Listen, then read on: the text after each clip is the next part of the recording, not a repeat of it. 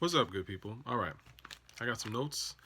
Let's talk about it. I don't really see a lot of hype for this battle. It's very regional. I mean, these are two super regional acts. Um, neither of them are like top 50 rappers of all time. Too Short, you know, Too Short's not even. I wouldn't put either of them in the top 100 either, personally, to be honest with you. You could maybe make the argument for Too Short if people want to talk about some sort of influence or whatever, but as a rapper, like, yeah. So you're dealing with cats who are well below the top 1,000, or sorry, the top 100 in terms of I would say, just skill level and just making great music that really sort of like stands the fuck out. But with that said, I mean that Too Short and E-40 are not horrible by any means, and they do each have their classic songs, I would say, or one or a couple of them. Now, I know this is gonna get me into a lot of trouble with people from the Bay. I never was really into either of these cats. I think that they're both kind of whack in a way. However, um, I think they both have their place in rap, and in a way, they are actually dope. And to be fair to them, at least they did them. Like Too Short and E-40 are them. There are no other Too Shorts and E-40s. You know what I mean? And again, you have to respect that in hip hop. It's something that people seem to not realize, but it's like you have to be you. You have to be someone different. And that means looking at what's out there and understanding what's out there and saying, hey, this is my spin. This is my perspective. This is why I'm even in the game. A lot of people never do that because they're whack and they don't even care, right? But as an artist, how do you not pay attention to what else is going on? It shows that you don't really love the genre like that if you're just Xeroxing it. You know what I mean? So to be fair, they are themselves. Now, in terms of the Bay Area, personally, I don't even think that the best rapper is out of the Bay. The best rapper to me personally out of the Bay is Lil B, hands down, hands down. Like, um, I'll have to do a video about Lil B another time. I think people are starting to realize and will eventually realize, a lot of things that I say on here. I'm not necessarily the only one to think about this stuff, but I'm one of the few hip hop heads on YouTube that's actually into hip hop and not some pretending shit. And I just find that when I say things, they end up, like a year later, especially people still on old forums who follow me, like they'll end up parroting me and, then pretending like they figured it out or whatever when they got it from me. But that's okay. Um, yeah, Lil B, I think, is actually the strongest rapper that I've heard personally in terms of catalog and just presence and doing something unique and interesting. I think Lil B is the strongest overall. And then, of course, I think you got to mention MC Hammer. I think people forget about MC Hammer. It's like he's not mentioned or whatever. But the reality is that if you were to put MC Hammer in a versus battle between him and Too Short, I think he would beat Too Short, to be honest with you. It'd be close. It would be close. I think he would wash E-40, you know? Even though regionally, I guess the argument is that you could say that E-40 and Too Short get more love than Hammer. But again, I don't know why people sleep on Hammer. Look, I don't think Hammer could rap either, but I will say this: he was an original. He was extraordinarily popular one time, and he did make some lasting music. Pumps in the Bump, it's all good. I mean, these are some like really lasting records. I mean, people can still listen to that stuff. And I would argue that the Funky Headhunter is actually one of the best rap albums I've ever heard out of the West Coast, at least from a production standpoint. Like if you ever get a chance to listen to it, those beats were slamming. So anyway, let me get back to Topic. Too Short and E-40. So I think the Too Short would take this. Why do I think that? I think Too Short just has better music overall. He has a more recognizable flow. His voice is just, he's a better rapper, I would say, than E-40. Um, so what are the songs that Too Short would play? Obviously, Blow the Whistle is his number one song. I think it's actually interesting. I'll talk about Blow the Whistle for a second, but it's really interesting how that's become the definitive Too Short record. Because in my experience, people did not play that song. I remember hearing it when it came out. I remember, because again, I'm a man of a certain age. And I remember when it was online, like some magazine had posted it or some blog, whatever, a new Too Short record or whatever. And, I listened to it. And this is from a guy who didn't like Lil Jon at the time. Okay, I fairly admit. I mean, I kind of was a little bit behind the wheel now that I think about it because Lil Jon was actually pretty dope. I mean, I liked some of his stuff and some of it I kind of thought of him as whack, but in hindsight, actually, he was a very smart guy and he has some classic stuff. So anyway, the point is, I wasn't like a Lil Jon fan by any means. You know, I kind of wasn't. You know, I would avoid his music. You know, aside from the occasional song. And I remember hearing Blow the Whistle and being really impressed by it because, again, I didn't listen to Too Short. And I was like, Lil Jon made this beat? Wow. Like, this is really different from for Lil Jon. Like, this is dope.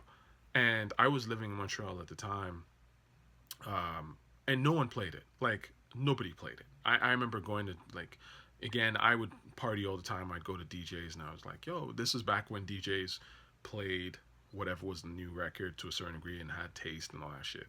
And I would be like, yo, like, why don't y'all play the song and whatever? And it was just like, they didn't know about it or didn't care or whatever.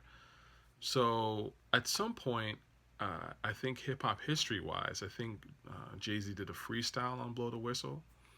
Um, and, then it took off, which I think is really, really interesting. It just goes to show you, man, that you can't really rely on so-called hip hop heads. Most people don't know when shit is hot. You know what I mean? Like, although if something is really hot and if something is really brilliant, eventually people are gonna figure it out. You know what I mean? Like, because the taste makers will figure it out, or they'll be the ones to say this is really hot, and then people will run with it.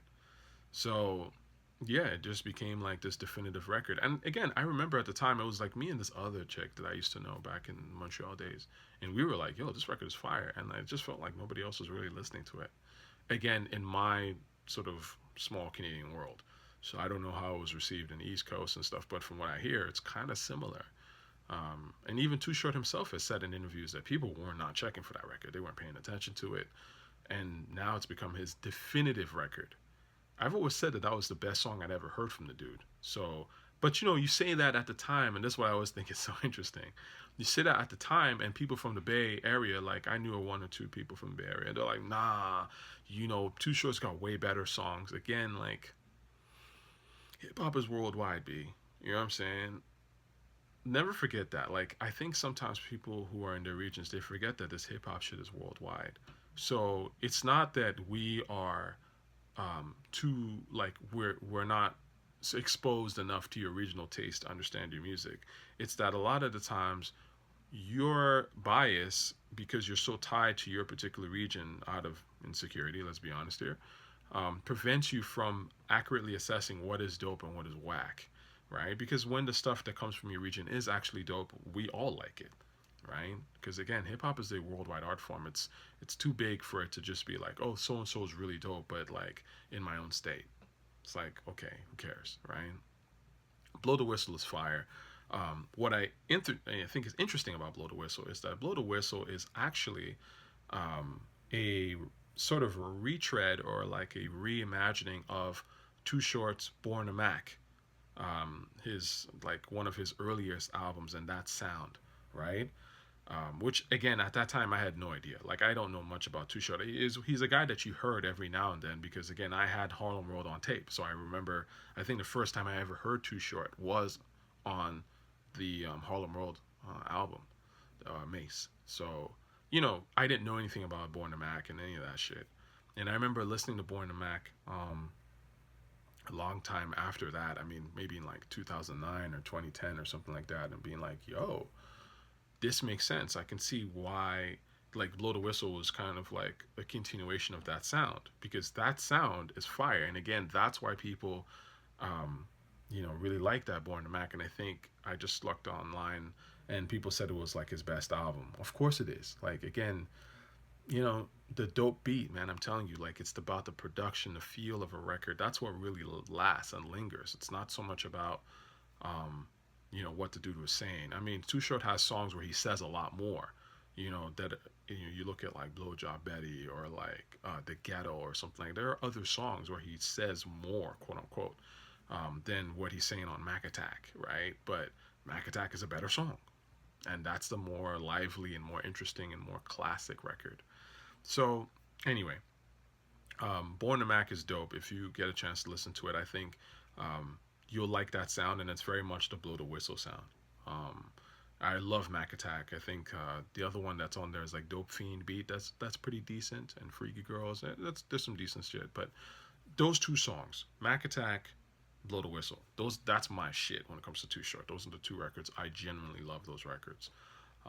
So Too Short should actually play that. E-40. My man E-40 is a bit of an acquired taste.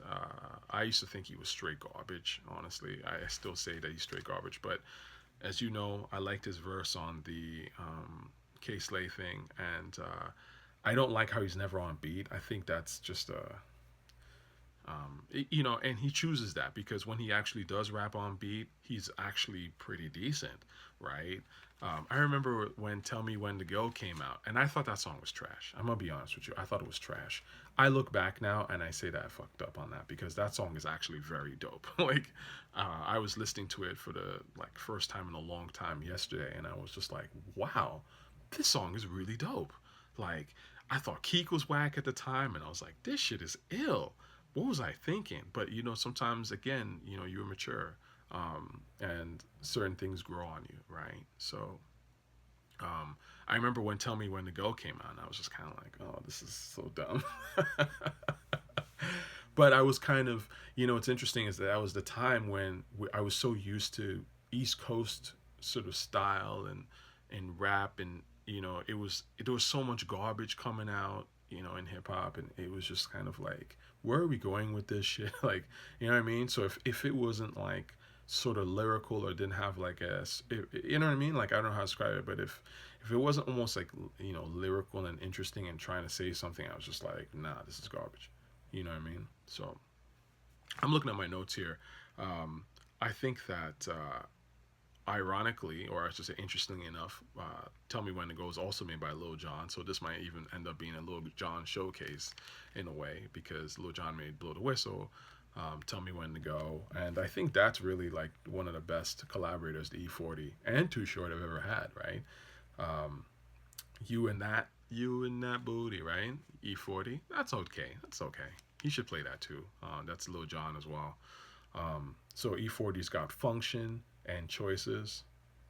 Hmm, you know, I don't know. It's I still think that of all those records, I think "Blow the Whistle" is the best song between the two of them.